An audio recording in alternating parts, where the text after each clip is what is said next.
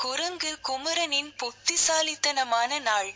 ஒரு ஆழ்காட்டில், நீலமலர் மரங்கள் நிறைந்த ஒரு பகுதியில், குமரன் என்ற ஒரு புத்திசாலி குரங்கு வாழ்ந்தான். அவன் மிகவும் செல்வாக்கும், சுறுசுறுப்பானவனாக இருந்தான். நண்பர்களுடன் விளையாடுவதும், மரங்களில் தாவித் திரிந்தும், பழங்கள் சேகரிப்பதும் அவனுக்கு பிடித்த வேலைகள். ஒரு நாள் காலை, குமரன் பழங்கள் தேடி மரங்களில் குதித்துக் கொண்டிருந்தான். அப்போது தூரத்தில் ஒரு கிளியில் அடர்ந்த வெண்டையை கண்டான். இதில் இருந்து சுவையான பழங்கள் கிடைக்கும் என்று எண்ணி அங்கே சென்று குதித்தான். ஆனால் அந்த மரத்தில் ஒரு சிங்கம் உறங்கிக் கொண்டிருந்தது.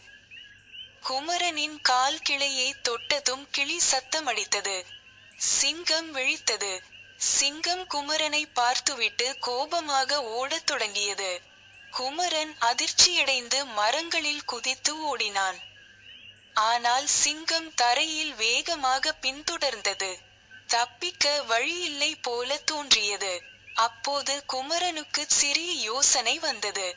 அருகில் இருந்த தேனீ கூண்டை கிளையால் தொட்டு உருக வைத்தான். தேனீகள் பறந்து வந்து சிங்கத்தின் மீது பாய்ந்தன. ஐயோ! என்று சிங்கம் ஓடிவிட்டது. குமரன் சற்று நிம்மதியடைந்தான். அவன் மற்ற குரங்குகளிடம் வந்துவிட்டு இந்த சம்பவத்தைச் சொல்லி, புத்தியுள்ளவனுக்கு பயமே இல்லை, எனக் கூறினான்.